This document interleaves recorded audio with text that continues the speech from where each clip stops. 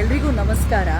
ನಿಮ್ಮೆಲ್ರಿಗೂ ಗೊತ್ತು, ನಾನು ಏನಾದರೂ ಲೈವ್ ಮಾಡಿದೆ ಅಂದರೆ ಇದ್ದಕ್ಕಿದ್ದಂಗೆ ಅದು ಈ ಹೊತ್ತಲ್ಲಿ ಸರು ಹೊತ್ತಲ್ಲಿ ಸ್ಟೇಜ್ ಮೇಲೆ ಇಲ್ಲ ಅಂತ ಹೇಳಿದ್ರೆ ಇದೇನೋ ಒಂದು ಕಾಸ್ಗೋಸ್ಕರ ಮಾಡಿರ್ತೀನಿ ಅಂತ ವಾಯ್ಸ್ ಓವರ್ ಮಾಡೋದಕ್ಕೆ ಅಂತ ಹೋಗಿದ್ದೆ ನಾನು ಸ್ಟುಡಿಯೋಗೆ. ವಾಪಸ್ ಬರ್ತಾ ಆಟೋ ಬುಕ್ ಮಾಡಿದೆ ಹತ್ರನೇ ಮನೆಗೆ ಅಂತ ಹೇಳಿ.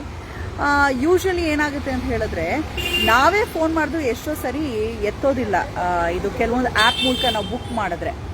ಆದರೆ ಸಮಯ ಕೇವಲ ಒಂದು 4 minutes ವೇಟಿಂಗ್ ಅಂತ ತೋರಿಸಿದ್ರು. ಈ ಹುಡುಗ ರಪ್ ಅಂತ ನನಗೆ ಕಾಲ್ ಮಾಡಿ, ಮೇಡಮ್ ದಯವಿಟ್ಟು ಕಟ್ ಮಾಡಬೇಡಿ, ನಾನು ಬರ್ತಾ ಇದ್ದೀನಿ ಅಂತ ಹೇಳಿದ್ದಕ್ಕೆ ಕಾಯ್ಕೊಂಡು ಕೂತೆ. ಅದಿನ್ನೂ ಪ್ರೊಲಾಂಗ್ ಆದರೂ ಕಾಯ್ಕೊಂಡು ಕೂತ್ಕೊಂಡೆ, ಪಾಪ ಫೋನ್ ಮಾಡಿದಾರಲ್ಲ ಅನ್ನೋ ಕಾರಣಕ್ಕೆ.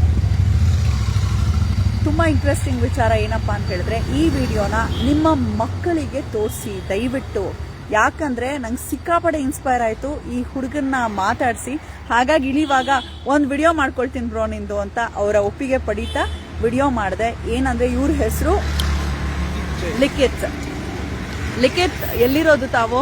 ನಾವು ಇಲ್ಲೇ ಹೊಸಕೆರೆ ಹಳ್ಳಿಲಿರೋದಾ? ನೀವು ಆಟೋ ಓಡಿಸ್ತಾ ಇದ್ದೀರಾ, ಇನ್ನು ಯಂಗ್ ಏಜು, ಓದ್ತಾ ಇದ್ದೀನಿ ಅಂತ ಹೇಳಿದ್ರಿ. ಎಲ್ಲಿ ಓದ್ತಾ ಇರೋದು?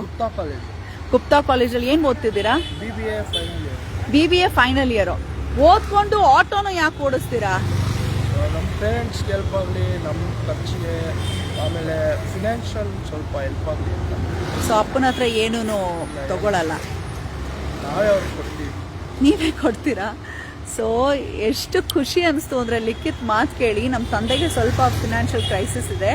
ನಾನು ದಿನ ಬೆಳಗ್ಗೆ ಕಾಲೇಜ್ಗೆ ಹೋಗ್ತೀನಿ, ಸಂಜೆ ಆಟೋ ಓಡ್ತೀನಿ. ನಾನು ಅನ್ಕೊಂಡೆ ಕಾಲೇಜ್ ರಜಾ ಇದ್ದಾಗ ಆಟೋ ಓಡಿಸಕ್ ಬರ್ತಾರೆ ಅಂತ. ನೋ, ಎವ್ರಿ ಡೇ ಅವ್ರು ಆಟೋ ಓಡಿಸ್ತಾರೆ, ಮನೆಗೂ ಕೊಡ್ತಾರೆ, ಜೊತೆಗೆ ತನ್ನ ಕಾಲೇಜಿನ ಫೀಸ್ ಅನ್ನ ಅವರೇ ದುಡ್ಕೊಂತಾರೆ.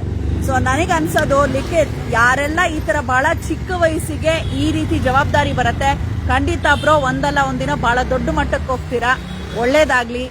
ಸೊ ಈಗಿನ ಯಂಗ್ಸ್ಟರ್ಸ್ ನೋಡ್ತಿರ್ತೀರಾ, ಅಪ್ಪ ಅಮ್ಮನೇ ತಂದ್ಕೊಡ್ಲಿ, ಎಲ್ಲಾನು ಕೂತಿರೋ ಜಾಗಕ್ಕೆ ತಟ್ಟೆ ತೊಗೊಂಡೋಗಿ ಕೊಡ್ಬೇಕು ನಿಮ್ ಜನರೇಷನ್ಗೆ. But you are very different. ಯಾಕೆ ಹೀಗೆ ಅನ್ನಿಸ್ತು ಲಿಖಿತ್ ನಿಮ್ಗೆ? ನಮ್ಗೆ ಅದು ನಮ್ಗೆ ಮನ್ಸಿಗೆ ಬರ್ಬೇಕು, ಅದು ಫೀಲ್ ಆಗ್ಬೇಕು, ಅವಾಗ್ಲೇ ಮಾಡಕ್. ನಿಮ್ಗೆ ಯಾವಾಗ ಫೀಲ್ ಆಗಿದ್ದು ಅಪ್ಪನ ಕಷ್ಟ ಅಂತ?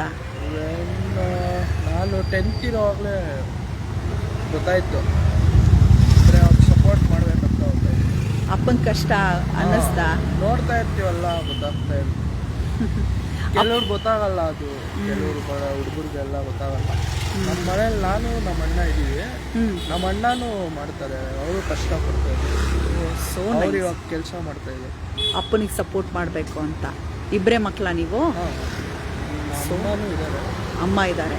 ಅಮ್ಮ ಅಪ್ಪ ಇಬ್ರು ಗಂಡು ಮಕ್ಕಳು ನೀವು. ನಿಜ, ಯಾರೆಲ್ಲ ಈ ವಿಡಿಯೋ ನೋಡ್ತಾ ಇದ್ದೀರಾ, ನಮ್ಮ ಮಕ್ಕಳು ಎಷ್ಟು ಓದಿದ್ದಾರೆ ಅನ್ನೋದು ಮುಖ್ಯ ಅಲ್ಲ, ನಮ್ಮ ಕಷ್ಟವನ್ನ ಎಷ್ಟು ಅರ್ಥ ಮಾಡ್ಕೊಳ್ತಾರೆ ಚಿಕ್ಕ ವಯಸ್ಸಿಗೆ, ನಮ್ಗೆ ಎಷ್ಟು ಸಪೋರ್ಟ್ ಮಾಡ್ತಾರೆ ಅನ್ನೋದೇ ಮುಖ್ಯ. ನಿಜ ಭಾಗ್ಯವಂತರು ಲಿಖಿತ್.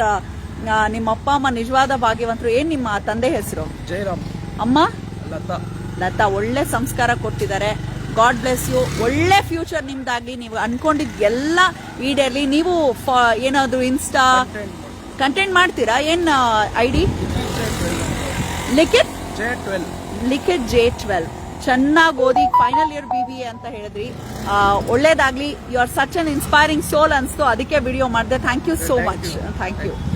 ಸೊ ನಮ್ಮ ಮಕ್ಕಳಿಗೆ ನಮ್ಮ ಕಷ್ಟನೇ ತೋರಿಸ್ಕೊಳ್ದೆ ನಾವೇ ಒದ್ದಾಡ್ತಿರ್ತೀವಿ, ಅವರಿಗೂ ಅರ್ಥ ಆಗಲಿ ನಮ್ಮ ಕಷ್ಟ ಏನು ಅಂತ. ಅವರು ಚಿಕ್ಕ ವಯಸ್ಸಿಂದಲೇ ಜವಾಬ್ದಾರಿಯನ್ನ ತಗೊಂಡ್ರೆ ಅಪ್ಪ ಅಮ್ಮನಿಗೂ ಹೊರೆ ಕಮ್ಮಿ ಆಗತ್ತೆ, ಖುಷಿ ಆಗತ್ತೆ. ಇನ್ನೂ ಸ್ವಲ್ಪ ವರ್ಷಗಳ ಕಾಲ ಆನಂದದಿಂದ ನಮ್ಮ ಜೊತೆ ಇರ್ತಾರೆ.